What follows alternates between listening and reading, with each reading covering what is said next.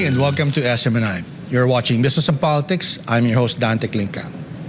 Tonight, we will talk to Lorenzo GADON, who was appointed as Presidential Advisor for Poverty Alleviation. Our guest is no stranger to the national spotlight.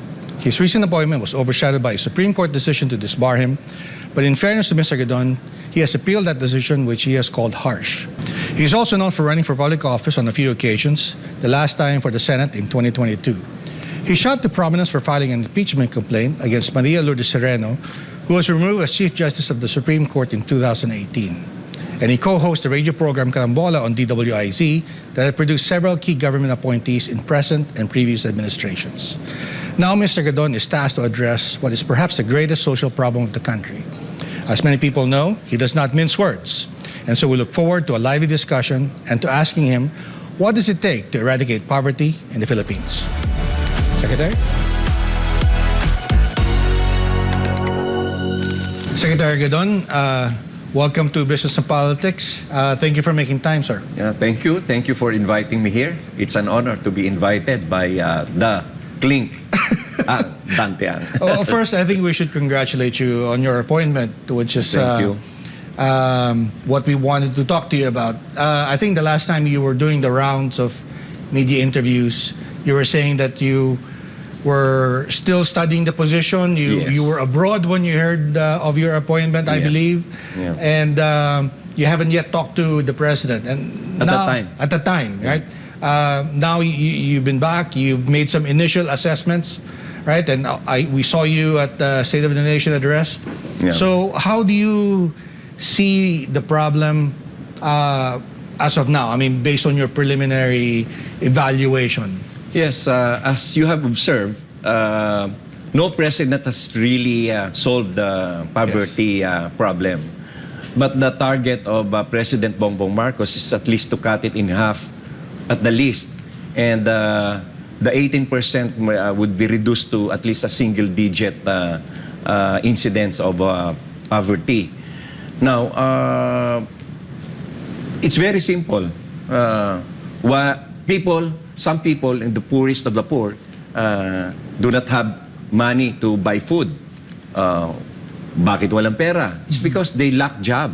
And bakit walang trabaho? Kasi probably they lack education or skills training. So, and there are no available jobs for them. And even at the height of 95.7% of employment rate now, which is a good indication, and 4.3% only are unemployed among our employable workers. Right. 56% of these figures, of these employable workers, are in the service sector. Okay. And you know, in service sector, yan yung mga temporary, casual, and seasonal jobs. Okay. So therefore, even if they can work for 3-6 months, another 3 months, they have no jobs again. Okay. And paikot-ikot na lang sila.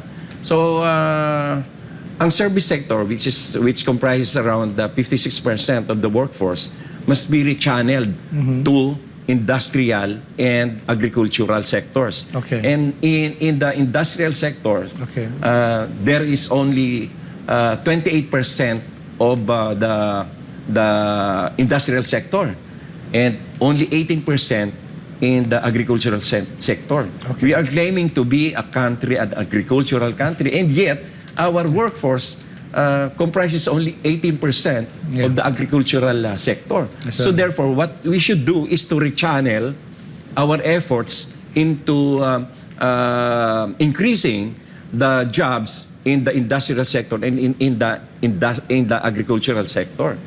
And this is how you solve poverty. Okay. Ang poverty naman kasi, it doesn't mean that you are looking only at the street beggars or those poorest of the poor, but also even those who are earning and those who are working, particularly underemployed, like those people in the job of tricycle drivers, jeepney drivers, truck drivers, construction workers, waiters. Kasi yan, although may trabaho sila, the income that they get is very low that Right. they can hardly sustain the basic needs for food, shelter, healthcare, and education. So substandard quality of life. Yes, yeah. yes. Okay. And so that is my concern. Okay. So we are going to rechannel our efforts and our focus into providing our people with permanent jobs and permanent source of livelihood. Right. Now, we were talking earlier. Has this problem been at the back of your mind? I know you wanted to run for public office. I'm sure because just like any person who does that, they have these programs they want to benefit people. But you were saying that you did not ask for this particular assignment. Yes. But could you give us a little background on maybe how this task now aligned with some of the things you had wanted to do if you were in elected office? Yeah, during the campaign, we were together with the President Bongbong Marcos. Okay. And our team, the UNI team, we are 12 senatorial candidates, and every time there is a rally and there is a meeting, I discuss my ideas, my plans before the crowd. Right. So napapakinggan naman yun ni Presidente, and he finds the ideas probably useful. I see. So kagaya ng mga dinidiscuss ko about the rice post-harvest system, the cold chain facility, especially on provinces which are considered as food basket. Pero mahihina ang mga They produce the support food system. and yet they go hungry. Yes, maraming ganun eh. Yeah. And so, probably because of those ideas that when President Bongbong Marcos thought of appointing somebody for the PAPA position, the Presidential Advisor for Poverty Alleviation, ako yung naisipan niya. I see. Oo. I see. Because ano naman tayo. And sabi ng iba, bakit daw ako? Ano naman daw kinalaman ng lawyer doon sa trabaho na yun? What they don't know is that in my entire professional career, I worked more as a corporate executive, 80% to 90%, rather than a lawyer. Okay. My practice is very minimal as a lawyer. Okay. Okay. Now, yeah, we'll go back to that in a little while, and I want to ask first again what you see, as the problem. Maybe it's good for us to be on the same page here. When you say you want to alleviate poverty, are we talking about, obviously, as you said, the government definition of poverty? Yes. Right? Because people get confused. SWS comes out with this self-rated poverty, which to me sounds more like relative poverty, right? How Yes. you are compared to another person, or maybe how you are compared to your situation the previous year. And then there's also extreme poverty, which the UN is looking to eradicate. That's living on $1 to $2 a day. What are you looking at? Are you looking at the government, or are you looking at a combination of these things?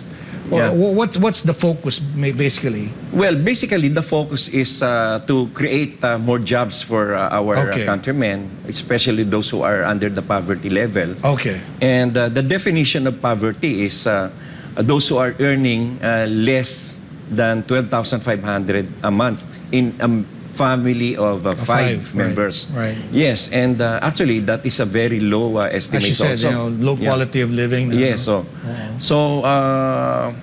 and I have also read the report of the United Nations on poverty incidents. In fact, that is the #1 global concern now. Yeah. Probably because of the post-pandemic era. Right. Talaga namang naghirap tayo ng husto noong time of pandemic worldwide. Right. So, naging #1 concern ngayon yan, yung poverty. Yeah. And that is why President Bongbong Marcos is trying to solve this poverty incidents by cutting it by half, by at least half at the end of his term. And that is a very tall and marching order ng I heard you mention that earlier. Cut it by half, but you also mentioned something like 18%. Is that where we are now? That is where we at now. Okay, because that is translated to 3.5 million families. Right, because before, I think for most of the era after World War II until I think GMA's time, it was 30%. I think it went down quite significantly during President Duterte's time. But the last figure I saw was something like 22% before the pandemic. Yes. And I was assuming that, the pandemic, because it had such an enormous impact, diba, that it may have erased some of those gains that Yes. Duterte was able to make. Yes, that is why we are now at 18%. Okay. And that is roughly 20 million Filipinos Oh. living under poverty levels. And so when you say you want to cut it by half, you want to cut it by 9%, Yes, that's a marching order from the president? Yes. By 2028, I presume? Yes. Okay. And those who will be benefited from these programs are those living under what we call subsistence poverty. Okay. Those are the people who really cannot afford to buy food. This is the extreme. Yes, the extreme poor, the food poor. Yeah. Yes. Yeah. And there is already a response of the government on that aspect. We now have the Secretary Rex Gatchalian of the SWD has designed these food stamps. Right. And it is a very good response to this subsistence level of poverty incidents. Right. Do you think the government is still lacking on some programs? Because we have feeding programs, I believe by DepEd. You mentioned DSWD has programs, the food stamps among them, and of course the 4Ps. Yes. Right. And the LGUs, they have their own programs. Ano pa bang kulang? What else is missing in the mix, you think? I think it's more on work. Okay. More on stable source of livelihood. Okay. Oh. So giving them jobs, as you said, Yes. is key. Yes. Okay. That is the key. Now, speaking of jobs, your office, have you completed your team, or are you looking to hire? Maybe you can help some people who are underemployed. No. Well, I have. I'm still setting up my office Okay. because Mabini Hall in Malacanang is Okay. now being reconstructed or Okay. demolished and retrofitted. Okay. So almost all of the offices in Mabini Hall in Malacanang has already went outside. Right. They are renting offices outside. Right. And I am now in the process of looking for an office that will be rented. Yeah. So that we can start our work. But I have already started working. Yeah. I have already talked to a lot of consultants and LGUs, and I have looked into several studies already. Okay. And this is what I'm going to do. Right. I will schedule a meeting with several agencies that are involved in poverty alleviation, like the NAPSI, Okay. and the DSWD, Yeah. the Urban Poor, Yes. Commission on Urban Poor, Yes. and Commission on Indigenous People. Right. I would like to focus also on the BARM because it was found out that the lowest yeah. incident of poverty It's is in BARM. in BARM. Yeah. And that's what I want to find out. Yeah. Secretary, we have to take a quick break, but maybe can be very quickly.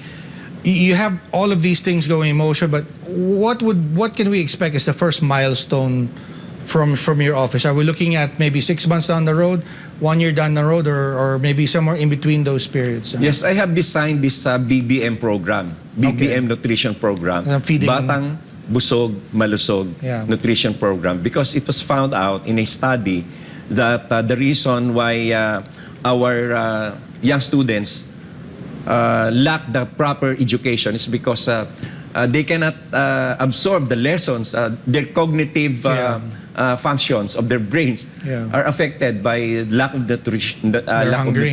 and they go to school hungry. Yeah. So I have designed this program, the BBM nutrition program, which is very unique and very different from what the DSWD is doing. Okay. Because this will not involve government money.